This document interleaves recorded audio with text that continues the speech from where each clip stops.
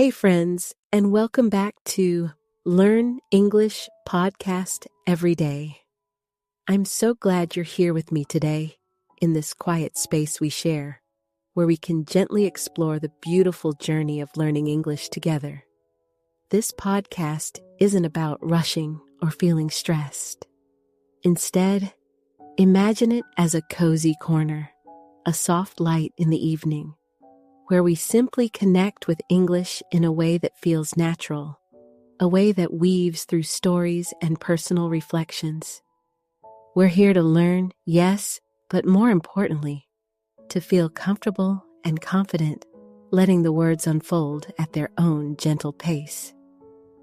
Each time we meet, my hope is to offer you a moment of calm, a little pocket of peace where learning English feels less like a task and more like a quiet conversation with a friend.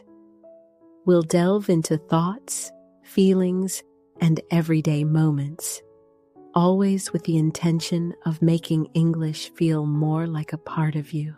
If this episode helps you, if it brings a little clarity or calm to your English learning journey, I'd love if you liked, subscribed, or left a kind comment. It helps this little space grow, and it lets me know that these moments together are making a difference for you. So thank you for being here and for allowing me to share this journey with you. Now, get comfortable, maybe pour some tea, and let's begin. Have you ever found yourself in a quiet moment, perhaps looking out a window or just walking through a park, and a thought arises within you? Maybe it's a beautiful observation, or a complex feeling, or even just a simple plan for the rest of your day. And as that thought forms in your mind, it feels so clear, so perfectly shaped. But then, when you try to put it into words, especially in English, it can sometimes feel different, can't it? Like the perfect thought you had gets a little lost or tangled as it travels from your mind to your mouth. There's a gentle whisper that tells us our words are born from our thoughts. And this is exactly what we're going to gently explore today in our quiet time together. We'll talk about how to truly think smart so that you can speak fluent, how to really train your mind for English fluency in a way that feels natural, intuitive, and deeply satisfying. It's not just about knowing words or grammar, but about building a seamless connection between what you think and what you say. Often, when we're learning a new language, we fall into a very common, very human habit. We think in our native language first, right? We form a complete thought, a whole sentence, in our own tongue. And then, we try to translate it word by word into English. It's a bit like taking a beautiful flowing river from one landscape and trying to perfectly pour it into a very different kind of riverbed without losing a single drop or changing its natural current. It can feel clunky, can't it? The sentences might come out sounding a little awkward, a little slow, perhaps not quite capturing the nuance you intended. This mental translation process, while a natural early step, can become a gentle barrier to true fluency. It creates a small, almost invisible delay in your speech. Imagine for a moment that your mind is like a serene lake. When you think in your native language, you're creating ripples on that lake. And then, to speak English, you're trying to mirror those exact ripples onto another, separate lake.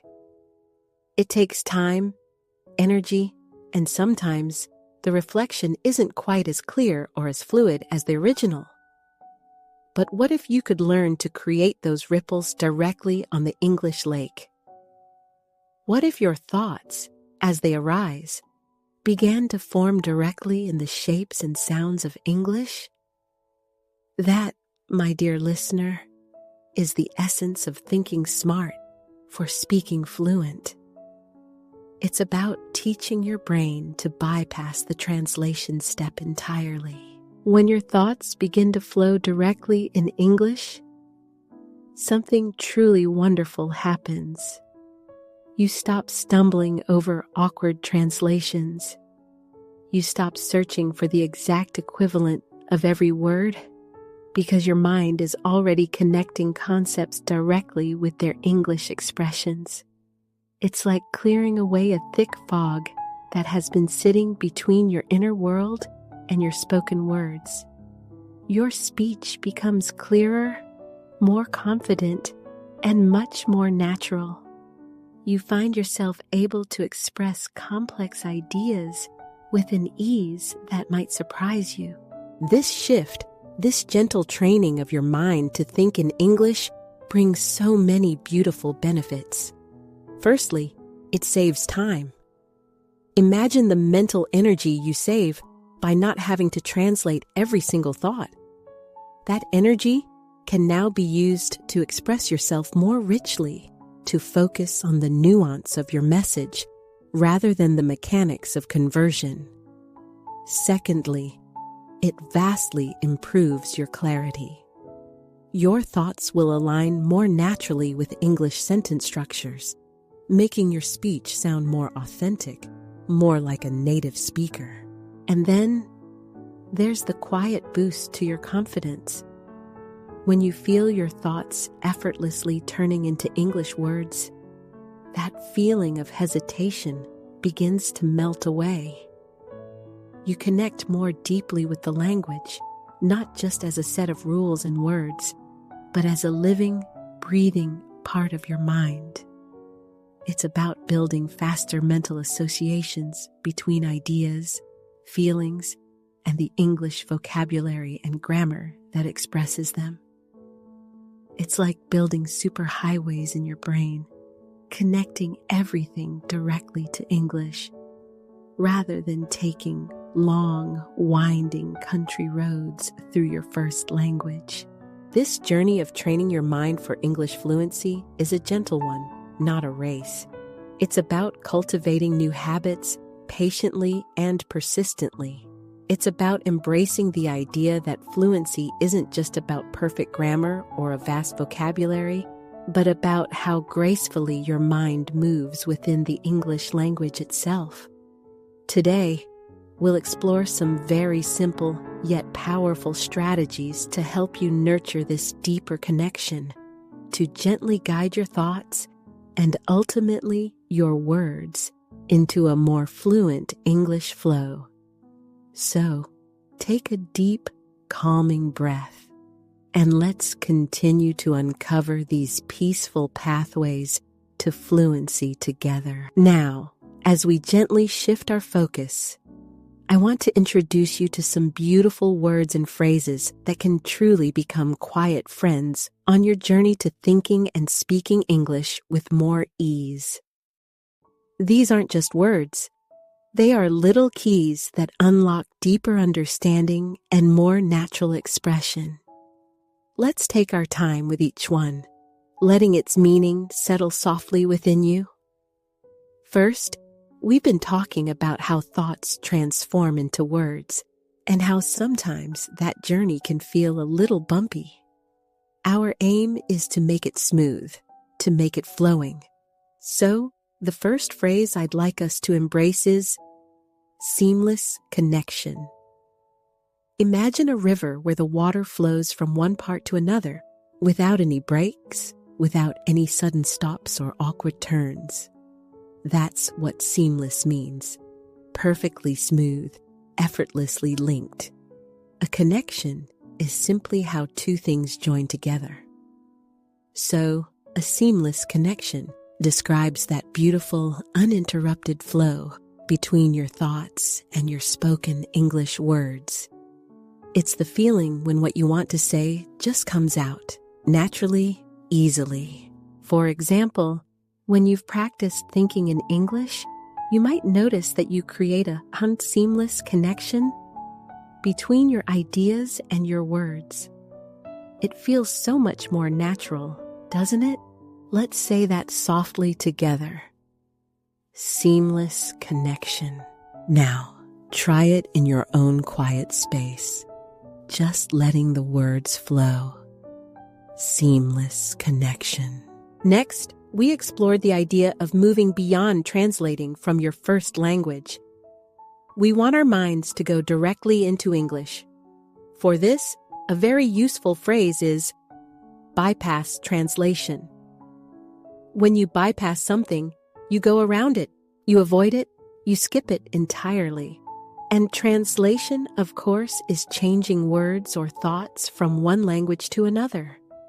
So, to bypass translation means to gently train your mind to think directly in English, without that extra step of converting from your native tongue. It's like discovering a beautiful shortcut, a more direct route. Our quiet goal here is to gently train our minds to bypass translation, allowing our thoughts to form directly in English. Can you say that with me slowly? Bypass translation. Feel the words as you say them. Bypass translation. As our minds begin to move directly into English, they start making wonderful inner links. These links, these gentle bridges between ideas and words, are what we call mental associations. Mental refers to everything happening inside your mind, your thoughts, your feelings, your memories. And associations are the connections, the links that your brain makes between different things. When you build strong mental associations in English, it means your mind is quickly connecting a concept, an image, or feeling directly to the English word or phrase that expresses it almost automatically. It's like building a quiet, invisible web of understanding. For instance, when you see a beautiful sunset, if your mind immediately connects that image to the English words breathtaking or golden hour, you are strengthening your mental associations. Let's try it slowly. Mental associations. Now, in your own rhythm, mental associations. To help cultivate these associations and bypass translation, one of the most gentle yet powerful strategies is to narrate your day. To narrate means to tell a story or describe events. So, when we say narrate your day, we mean to silently or even softly aloud to yourself describe what you're doing, seeing, or thinking throughout your day. But in English, it's like having a quiet personal commentator for your life, only they speak English. This simple practice helps you use everyday vocabulary and builds those direct mental connections. You don't need to speak perfectly, just gently. Narrate your day. As you brush your teeth or make a cup of tea or look out the window, try saying this with me, very softly. Narrate your day. Whisper it to yourself. Narrate your day. Another beautiful strategy that enriches your connection to English is mindful listening. Mindful means paying close attention, being fully present, and noticing details without judgment. So, mindful listening isn't just about hearing the words. It's about listening with your whole being. It's about noticing the tone, the rhythm, the pauses, the way native speakers connect their words and express their feelings. It's about absorbing the music of the language, not just its meaning. When you practice mindful listening, perhaps while listening to a podcast or watching a show, you begin to absorb the natural flow and sound of English in a much deeper way. Let's try saying mindful listening. And again, slowly, mindful listening. And from mindful listening, we can move to a very active form of practice called shadowing. This might sound a little formal, but it's quite simple and wonderful. Shadowing in this context means to imitate or repeat what a native speaker says almost immediately after them, like their shadow. You listen to a short phrase or sentence, and you try to repeat it right away, mimicking their pronunciation, their intonation, and their rhythm as closely as you can. It helps your mouth and mind work together to produce natural English sounds.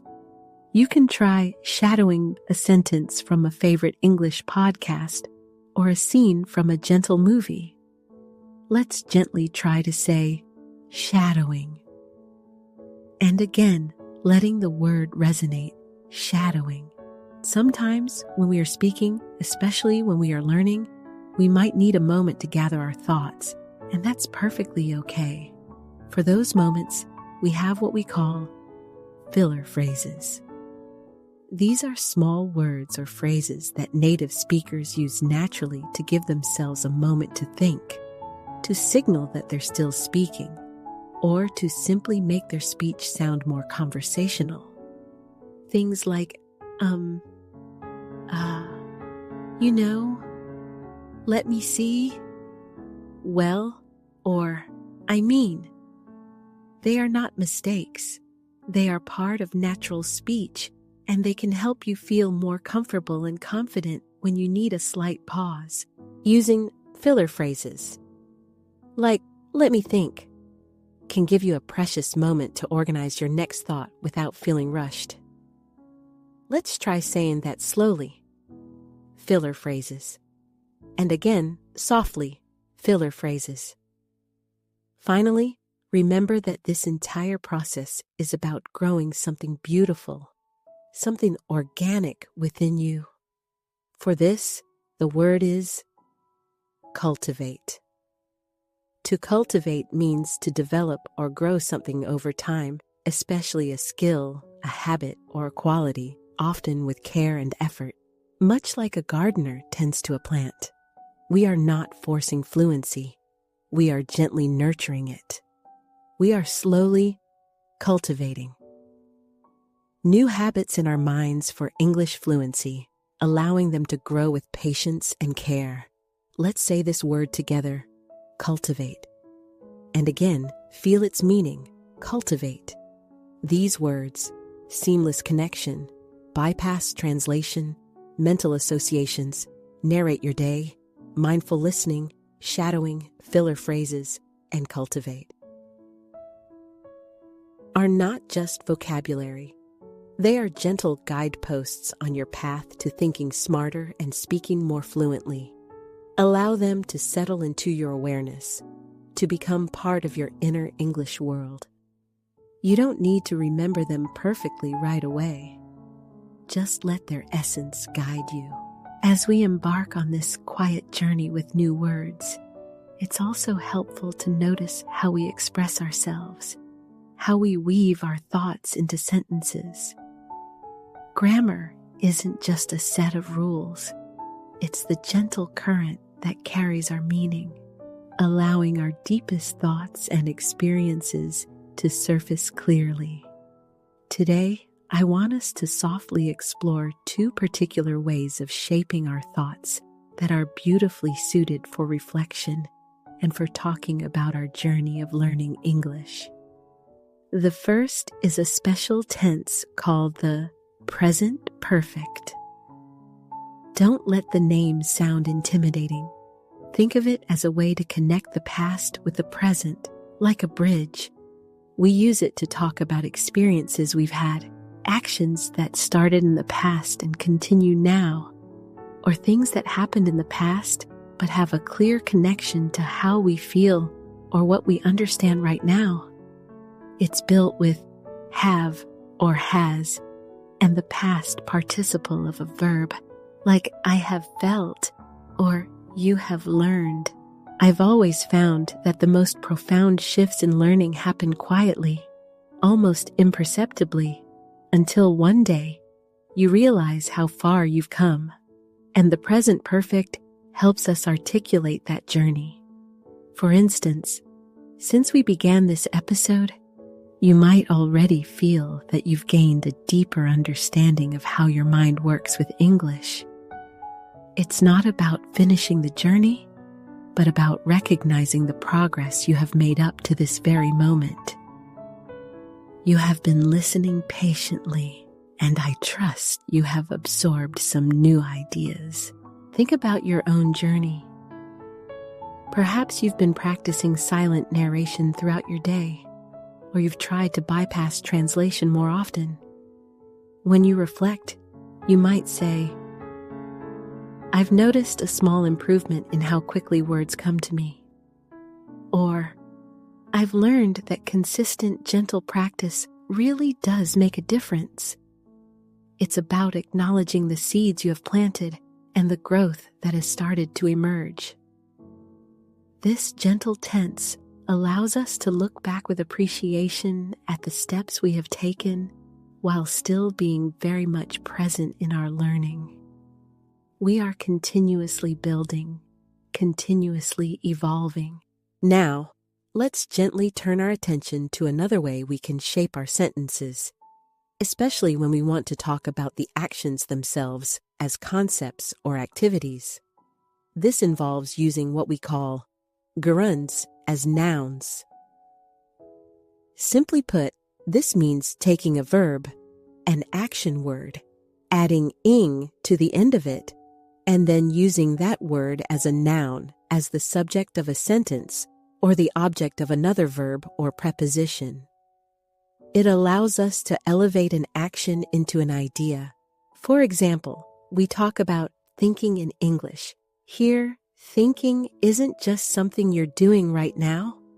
Thinking is the activity, the skill, the very heart of what we're exploring today. Thinking directly in English is truly the goal we are gently moving towards. It's a powerful and transformative act. Consider the strategies we discussed earlier. Narrating your day, even for a few minutes, becomes a powerful tool for building fluency. Here, narrating is the activity itself, the practice you are engaging in. Or, if we talk about the simple joy of learning, we might say, "I find practicing with purpose incredibly rewarding." In this case, practicing is the object of my finding. It's the thing I find rewarding. Another example would be the quiet act of listening. Mindfully can reveal so much about the rhythm and music of the language. Here, listening is the core activity, the subject of our sentence. And when we talk about overcoming obstacles, we're working on bypassing translation, which is a significant step. Here, bypassing is the direct object of the preposition on. These grammatical patterns, the present perfect, and using gerunds as nouns, are not just rules to memorize. They are beautiful instruments for you to express the ongoing nature of your learning, the experiences you have gathered, and the valuable activities you are engaging in. They help you speak about your journey, not just live it. When you reflect on what you have achieved or what is beneficial, these patterns will gently guide your words into clarity and natural expression. Now that we've softly explored the shapes of our language, how these gentle grammatical currents carry our meaning, let's bring these ideas into our everyday rhythm. It's time to take these insights from thought to talk, to truly embody the idea of thinking smart and speaking fluent. Remember how we spoke about the power of bypassing translation and the simple yet profound act of unthinking directly in English? These aren't just concepts. They are the very actions that will transform your fluency journey. Let's try some of these ideas together, slowly, allowing the words to settle. I'll say a sentence, and then, in your own quiet space, I invite you to gently repeat it after me. There's no pressure, just a calm flow of words. First, let's connect with the idea of thinking directly in English. This is about creating faster mental associations between ideas and words, rather than going through your native language. Repeat after me. Thinking in English saves time. Thinking in English builds confidence. I am training my mind to think directly in English. Beautiful. Feel the shift in those words. One of the most gentle yet powerful strategies we can embrace is to narrate your day in English. This isn't about big, complex speeches. It's about simple observations, small internal dialogues. Imagine yourself simply walking around your home or making a cup of tea. You might say softly to yourself, "I am making coffee. The water is boiling. I like this quiet moment." You see, it's just observing your immediate world through the lens of English words. It's the gentle art of description, building those direct links. This quiet act of narrating your day trains your brain to connect everyday objects and actions with their English equivalents without the need for translation. You could even journal these thoughts at the end of the day, writing down the simple things you noticed. Another beautiful practice is mindful listening. This goes beyond just understanding words. It's about truly engaging with the rhythm, the tone, and even the pauses that native speakers use. It's about listening to English not just with your ears, but with your whole being, absorbing the melody of the language. When you listen mindfully, you're not just hearing, you're almost mimicking, gently, internally. This is where a technique called shadowing becomes wonderfully helpful. Shadowing is when you listen to a short piece of audio, perhaps a sentence or two from a podcast like this one, and then you try to repeat what you hear almost at the same time, like a gentle echo. It helps you feel the shape of the sentences and the natural flow. Let's try a little mindful listening and gentle repeating. I'll say a phrase, and I invite you to listen to its rhythm and then repeat it, trying to capture that gentle flow. The quiet act of listening can reveal so much. I am learning to feel the rhythm of English. This helps my words flow more naturally. Wonderful. This slow, mindful engagement truly helps your fluent speech emerge from organized thoughts. Now let's talk about a short, powerful exercise I like to call the 1-minute fluency challenge. This is a beautiful way to embrace speaking daily, even if it's just to yourself, and to build that consistent, gentle practice we've been talking about. Here's how it works, and there's absolutely no pressure for perfection. The goal is simply to keep speaking for 1 minute, allowing your thoughts to flow as freely as possible. First, choose a simple, everyday topic. For example, my daily routine, or my favorite hobby, or even what I see around me right now. Let's pick my daily routine for a moment. Second, set a timer for just 1 minute. It feels short, doesn't it? But it's surprisingly powerful. Third, the most important part, speak nonstop in English about your chosen topic for that full minute. Don't worry about mistakes. Don't worry about grammar. If you get stuck, use filler phrases like "let me think" or what else? Just keep your voice moving.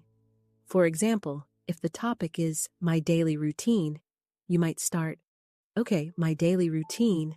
In the morning, I wake up, and then I usually, I drink coffee. Yes, coffee is important.